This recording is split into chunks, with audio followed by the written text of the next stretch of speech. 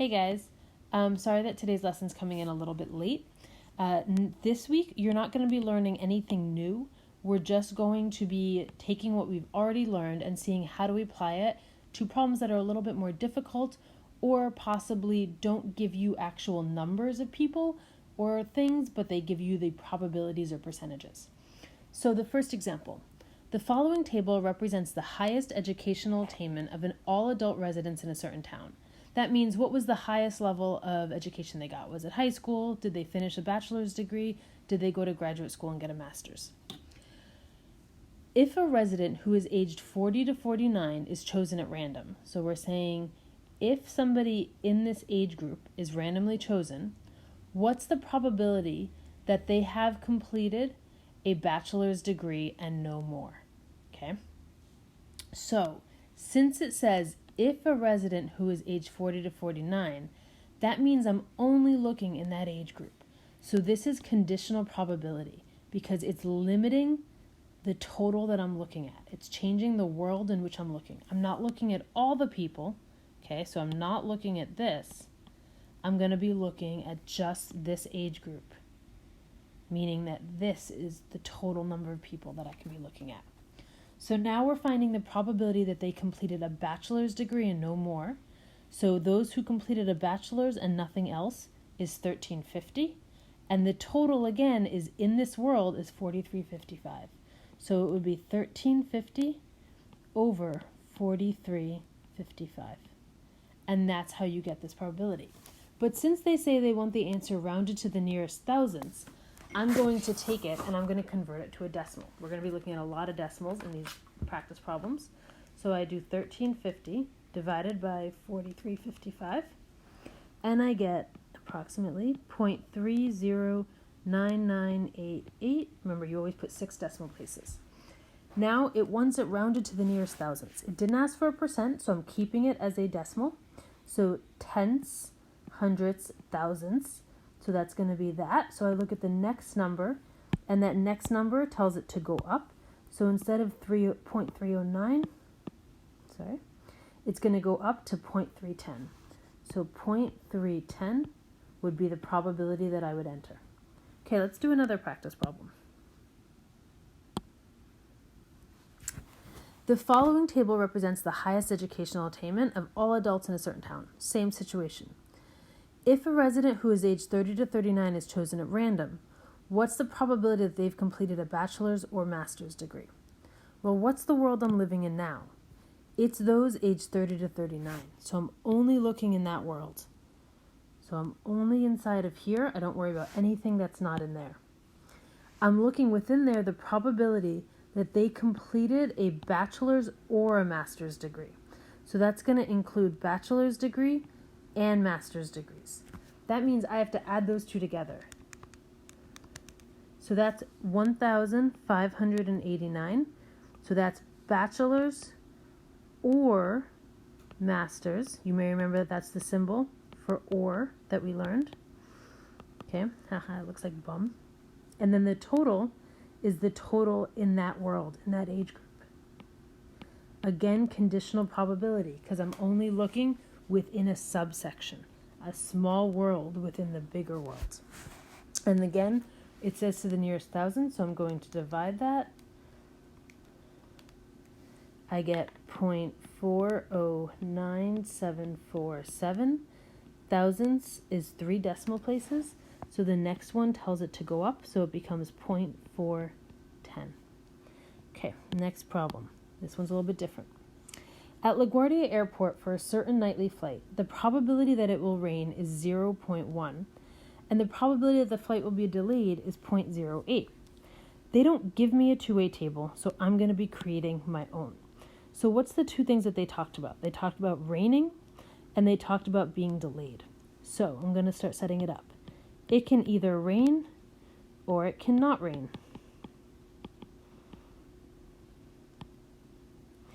It can be delayed,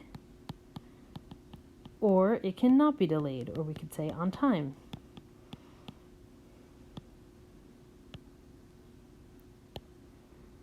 Okay, awesome. We know our totals always go at the end. Okay, now we can start filling everything in to determine the probability that it will not rain and the flight will leave on time is 0.87. Oh, sorry. To find what is the probability that it is not raining, this is the question here, if the flight leaves on time. All right, so let's start just organizing what they give me. So the first thing they gave me, I'm going to start entering everything in this color, is the probability that it will rain is 0.1. So rain, total probability, 0.1. The probability that the flight will be delayed, so I go to delayed, that's the total probability of delayed, 0.08. Then it says the probability that it will not rain and the flight leaves on time. So not rain, that's going to be here, and not delayed, so it's on time, is going to be here, and those two match right here. So that's 0.87. Okay, this is what's new and really important. What would the total be? Well, since we're talking about probabilities, certainty means that it's 100% certain. Well, what is that as a decimal? That's 1. That means that, let's say you have a 50-50 chance, right? So if you flip a coin, I don't know what a tail looks like. Tail, okay. I guess I could have put H and T. That would have made more sense. Heads and tails. There's a 50% chance that it's going to land on either of these, right? That's 0.50 and 0.50. If you add 0.50 plus 0.50, it equals 1. That means that all the possibilities together of all the options, either heads or tails, is always going to equal to 1. That's why we're always going to have a 1 here whenever we're talking about probabilities, okay? So now I can start filling everything else in. So I'm going to choose a different color just to make it easy to look at. To find this guy, it's 1 minus 0.08. That's 0.92. Okay, to find this one, 1 minus 0.1 is 0.9. Going this way, that's going to be 0.03. Going this way, 0.05. Going that way, 0.92 minus 0.87, 0.05. And let's just double check. Do these two add up? Yes, they do. Do these two add up? Do these two add up? So you can always check. Going across, 0.05 plus 0.03 adds to 0.08. 0.05 plus 0.87 adds to 0.92. And 0.1 plus 0.9 adds up to 1. So that's a great way to double check that you did everything correctly. Okay, now they ask, what is the probability that it is not raining if the flight leaves on time? So not raining if the flight leaves on time. That means that if the flight leaves on time is the world that I'm living in. So I'm only going to highlight this section and I'm only looking inside of this section. The probability, okay, that it is not raining is 0.087 out of my total in this world is 0.92. So 0.87 over 0.92. Now I'm going to divide that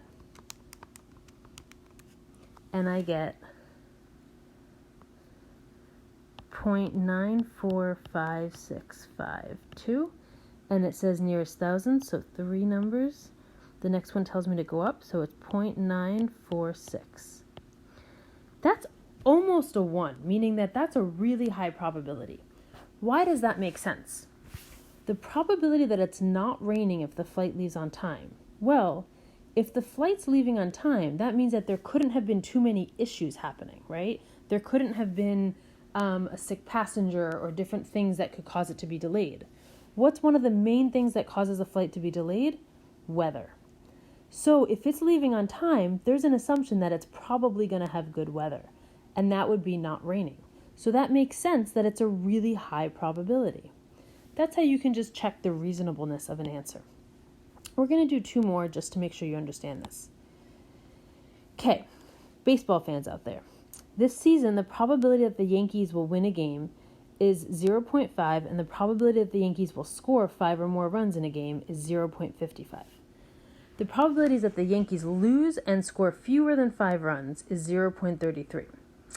What's the probability that the Yankees will lose when they score 5 or more runs? Whew, a lot of information. I need to start organizing. So what is it we're talking about? We're talking about winning a game. Okay, so the options are win, and then if you don't win, what do we call that? Lose. You can also call it not win, whatever you prefer. Not win or lose, okay?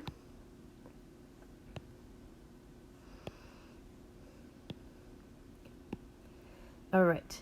Then it says the probability that they will score 5 or more runs in a game. Okay. So we have 5 or more. So what's the opposite of 5 or more? It would be less than 5. Right? Those are all the possibilities. You can either be 5 or higher, or you can be less than 5. That includes everything. Remember that 1 always goes here because that's the total of probabilities.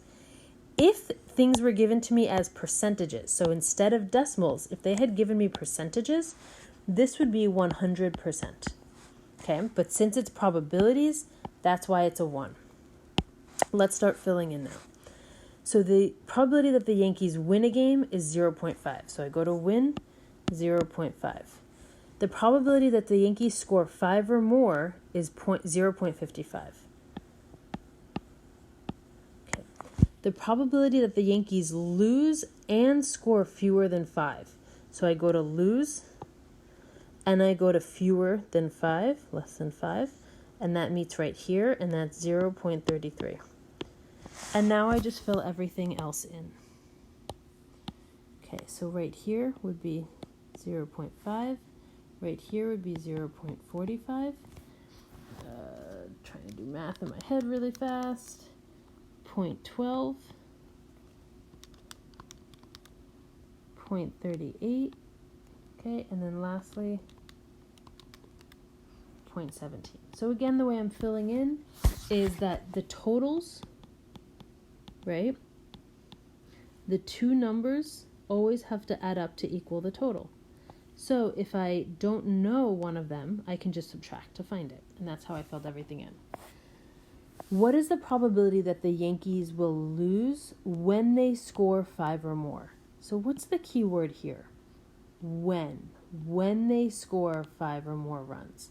That means that that's the world I'm living in. So score 5 or more, I highlight that.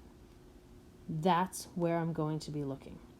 Then within there, I'm going to say, okay, the probability that they lose.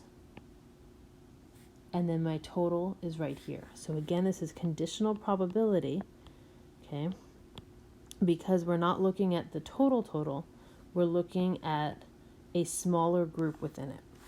I divide that, 0.17 divided by 0.55, and I get 0.30909.